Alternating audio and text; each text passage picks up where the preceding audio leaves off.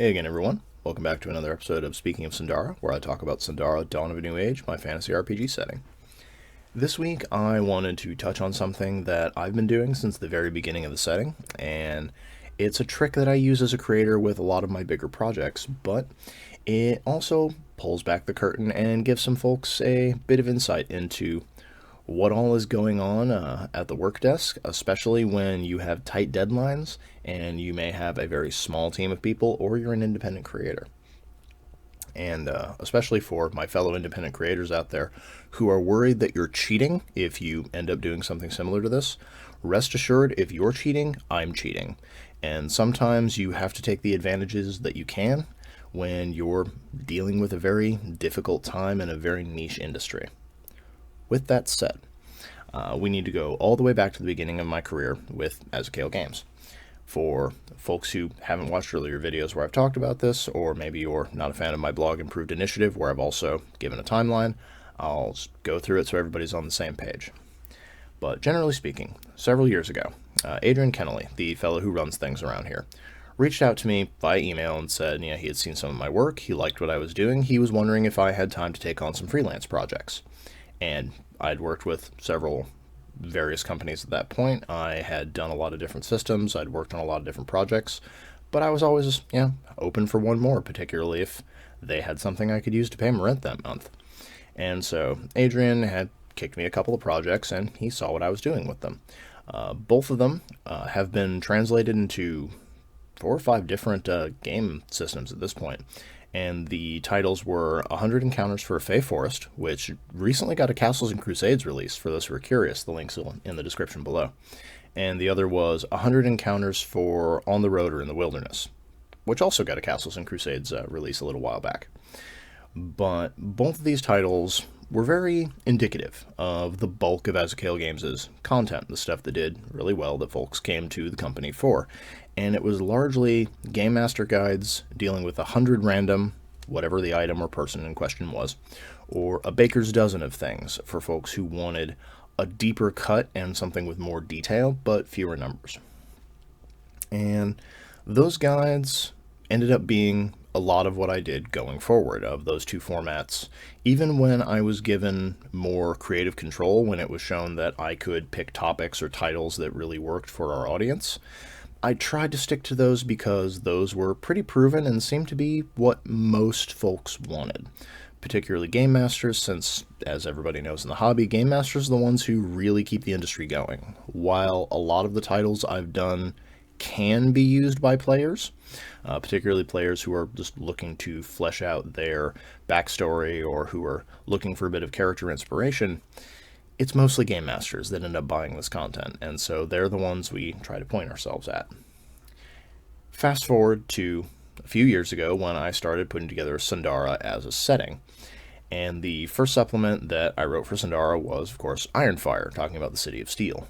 For those who haven't picked it up, Ironfire is basically an industry city. It's a huge forge where they make a thing called dragon steel, which is very, very high quality steel. And it's forged in a volcanic forge, which is powered by a very secretive guild. And that guild is one of the major powers that sort of runs the city that grew up around this industry. And the name is also a bit of a double entendre, because while it is the center of the dragon steel trade, it's also the center of the iron trade, as folks call the mercenary trade. And so if you just throw a rock in the city of Ironfire, you are very likely to hit a mercenary looking for work. Because of that, the city is almost wholly staffed, whether it's their guard or the various police functions in different districts, almost entirely made up of various mercenary companies. Now, one of the earliest titles that I proposed for Azukail Games when I was first given some creative control to see whether or not I could come up with my own ideas and if those ideas were popular among the readers, was 100 random mercenary companies. And so when I had the idea of Ironfire, when the random generator had given me a map and we'd gotten a really good name and I'd sort of come up with the theme, I didn't make a whole bunch of brand new off the top of my head mercenary companies to fill this place out. I had a list of 100 of them that I had published several years ago, and I saw no reason to let that go to waste. So what I did is I brought it back up, and I went through and I asked myself, of all these that I have made, which ones have more depth that I didn't get to? Which ones are more than just a catchy name and a cool idea for a uniform or a badge?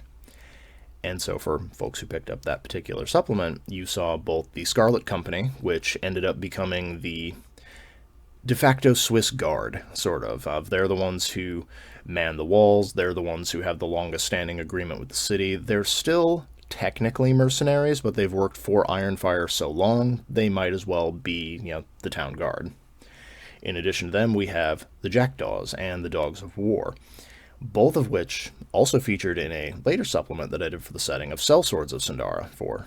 Oh, sorry, the Dogs of War did not show up in that one, but the Jackdaws did, along with the Scarlet Company, for folks who actually wanted to play members of those mercenary companies. I created both subclasses or archetypes, depending on if you're playing a D&D 5e game or if you're playing a Pathfinder game.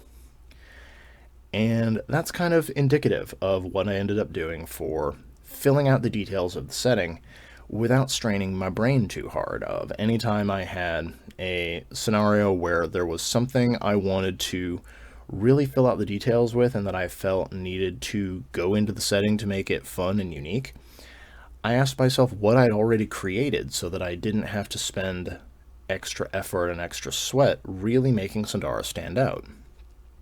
And sometimes I ended up just taking that basic idea, plopping it down to the new setting, going, here you go, here's a thing I thought was neat that I'd already done the work on. So it fills out this little detail and takes up this space so that the world feels more organic and doesn't feel empty. But also, sometimes I would go through and I would find older ideas I'd had that were underdeveloped or which I wanted to go in a slightly different direction with. So I would put them into Sundara and I would move them in an interesting way that I hadn't thought of before. A good example of that is what I ended up doing with the Manhunters Guild. They were originally in my 100 Fantasy Guilds, which was a topic that Adrian had actually proposed and did very, very well. It was one of the more recent, what I would refer to as a faction book. And the Manhunters, as the name implies, they were created to be a guild of bounty hunters.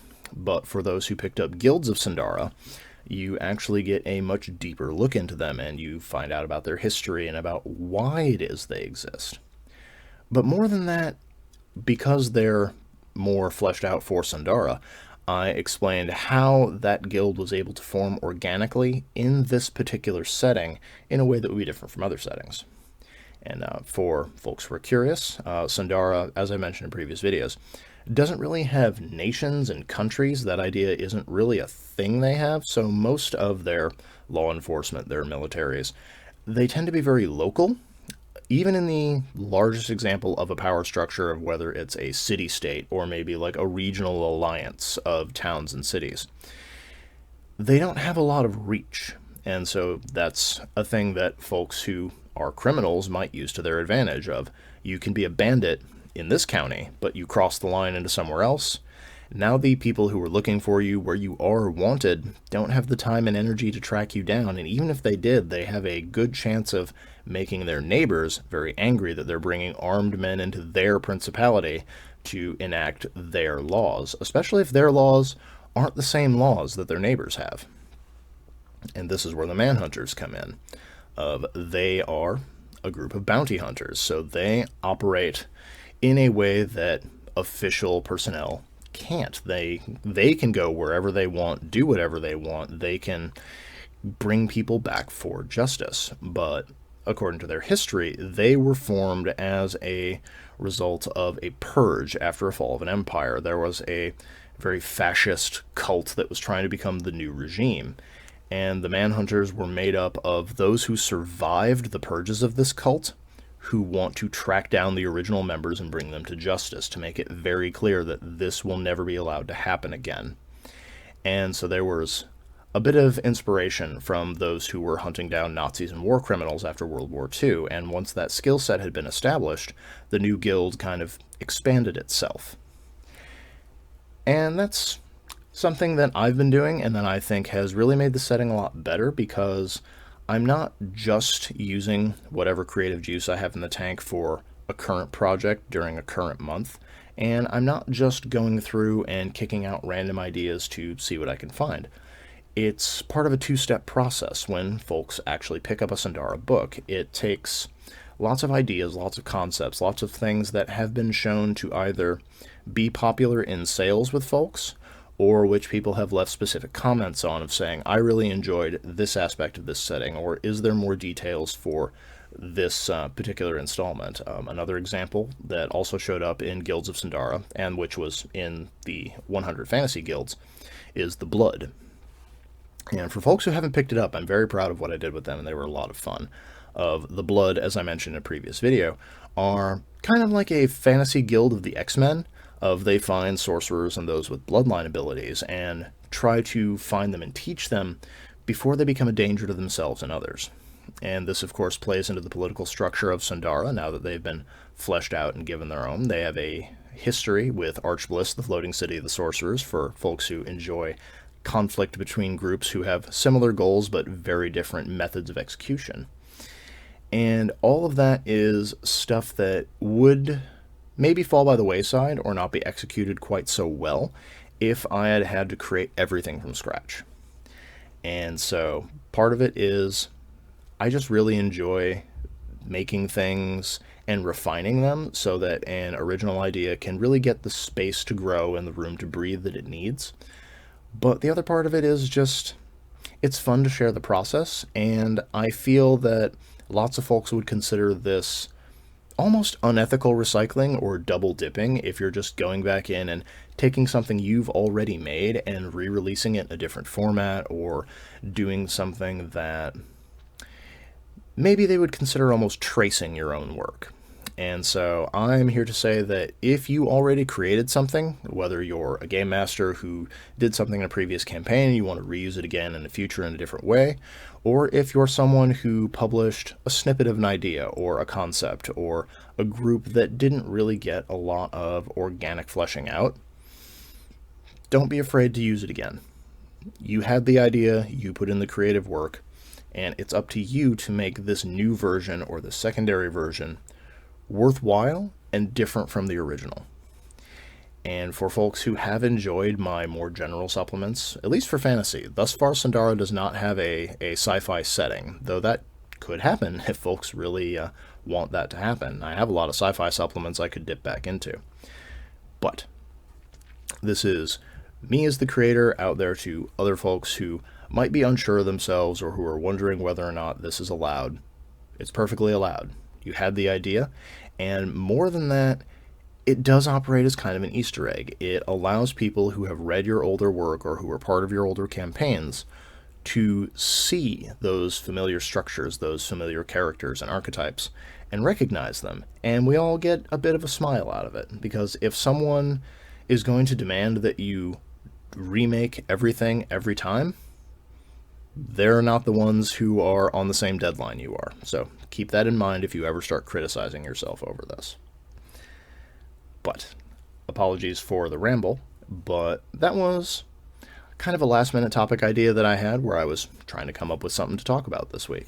And I thought that it would operate as kind of an introduction to a new idea that I had, and I wanted to get folks' opinions on it. For those who didn't check out a recent video I did on our progress toward monetization, I've been contemplating some future shows, some new ideas, some new directions to go in, one of which is tentatively titled Tabletop Mercenary, where I would go into my experience as a creator, both with the actual creative side of things of writing RPGs and making new things and working within certain deadlines, as well as just rules, systems, regulations, things like that. But also talking about the process itself, how one gets into the industry, tips and tricks to sort of keep things going, and what reasonable expectations you should have if you are thinking about becoming a professional game designer, or even doing this as a side hustle. And I figured I would toss that out here at the end of this video and see if that is something you, as the Azukail Games audience, would be interested in seeing. Would you be curious about what goes on behind the curtain, or do you just want us to stick to talking about games that have actually come out and some of the stuff that you can get your hands on? But leave your comments below if that seems like something you'd like to see, if you think the title is good, or if you think it needs to be workshopped around a bit. But Until next time, happy gaming, everyone.